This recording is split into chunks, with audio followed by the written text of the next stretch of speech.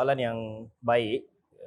Cuma saya ingin menekankan sekali lagi tentang bahan-bahan yang digunakan dalam vaksin yang dalam pengetahuan kita sekarang ianya tidak mengandungi bahan-bahan yang najis ataupun haram. Kenapa saya ulang ni sekali lagi? Kerana saya dapat lihat masyarakat ni agak sensitif bila cakap pasal vaksin.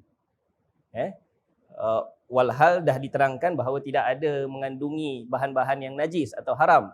Tetapi persoalan mereka balik lagi, adakah vaksin tersebut halal atau haram? Jadi sepatutnya isu halal dan haram ni dah tak ada isu lagi. Kerana dia tidak mengandungi bahan-bahan yang haram. Saya sebutkan tadi juga bahawa kalaupun saya ulang lagi sekali, kalaupun jika ada bahan yang haram, kita dalam Islam, dalam fikih Islam, kita ada konsep-konsep yang boleh diguna pakai. Antaranya yang disebutkan tadi ialah tentang istihalah dan istihlak. Ataupun kalau tak nak gunakan tu, kita boleh gunakan konsep darurat. Okay. Mungkin ramailah yang masyarakat di luar sana yang bertanya, Ustaz, apa ni istihalah dan istihlak? Satu konsep yang kita jarang-jarang dengar, baru kita dengar ni mungkin. Okay. Tapi dia bukanlah sesuatu yang baru, bahkan dia telah diguna pakai oleh para ulama sebelum ini, beratus tahun sebelum zaman kita sekarang. Okay. Secara ringkasnya, apa itu istihalah adalah bila sesuatu bahan yang asal tu telah berubah kerana adanya proses-proses daripada bahan yang asal hingga kepada bahan yang lain. Kalau dalam saintifiknya secara ringkaslah, secara ringkasnya, secara saintifiknya dia diistilahkan sebagai chemical transformation. Chemical transformation. Bahan asal dah berubah kepada bahan yang lain. Saya beri contoh kepada fatwa heparin Timbalan Mufti yang kita keluarkan pada tahun 2016 kalau tak silap saya lah.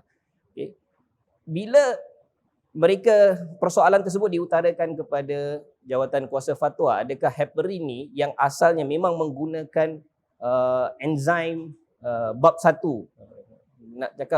Nak cakap bab ini sensitif sikit khinzir lah, khinzir. Bab 1 khinzir.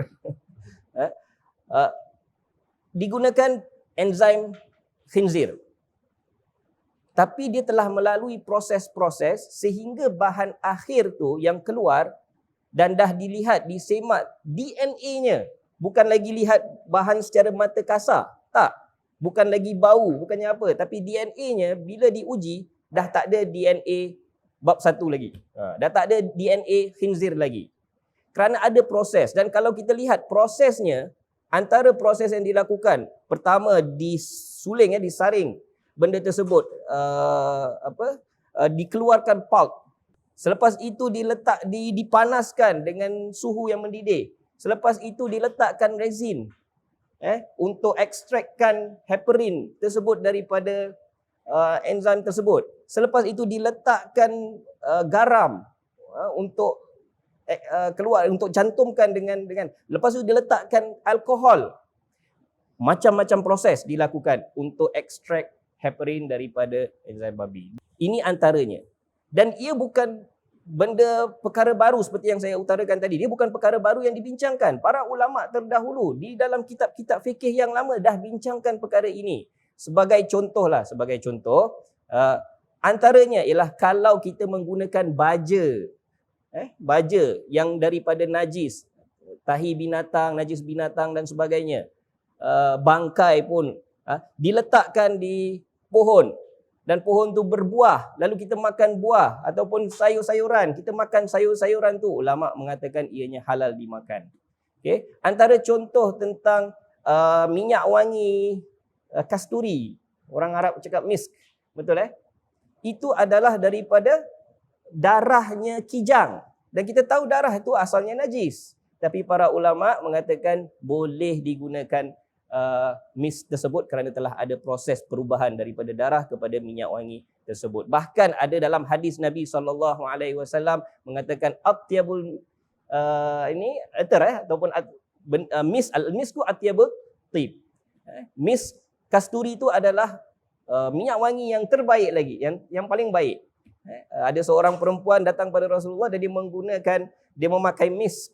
Dan Rasulullah SAW mengatakan demikian. Dan para ulama mengatakan menggunakannya dibolehkan. Sebagai contoh lagi, arak yang menjadi cuka. Itu antara contoh-contoh yang sering digunakan, yang diletakkan dalam kitab-kitab para ulama. Itu konsep istihalah. Ada lagi satu tentang istihlak. Istihlak. Daripada perkataan halaka, hancur. Contoh yang mungkin ringkas untuk saya berikan kepada para hadirin yang mendengar, yang menonton sesi hari ini. Antaranya ialah, kalaulah satu contoh arak, setitik arak yang jatuh ke kolah yang besar. Kalau dulu di surau-surau, di masjid-masjid lama kita ada kolah, sekarang dah tak ada kolah. Ataupun najis cicak ataupun bangkai cicak yang kecil jatuh ke dalam kolah tersebut. Adakah terus air kolah tersebut dibuang? Tidak.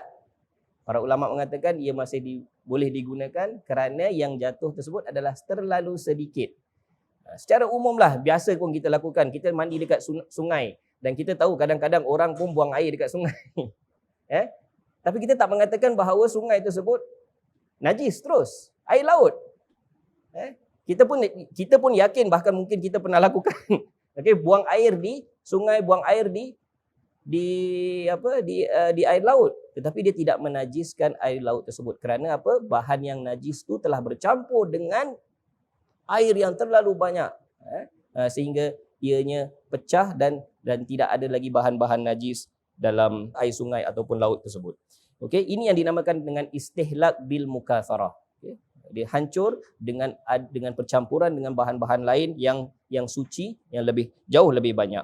Dan konsep ini bukan konsep yang asing.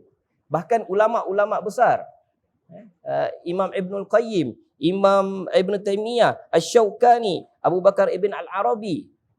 Ini ulama-ulama lama, bahkan ulama-ulama sekarang, jangan cakap lagi. Fatwa daripada Syekh Ibn Bayyah baru-baru ini pun keluar, menggalakkan masyarakat untuk mengambil vaksin tersebut. Bahkan beliau katakan tidak ada. Tapi dalam konsep istihalah dan istihlak, beliau juga menyokong perkara tersebut. Juga Majlis Fatwa Eropah baru-baru ini juga di Malaysia mengeluarkan fatwa bahawa dibolehkan mengambil vaksin, dan mereka juga memperkenalkan konsep istihalah dan istihlak dalam fatwa-fatwa mereka yang lain. Wallahu a'lam, itu sedikit penjelasan.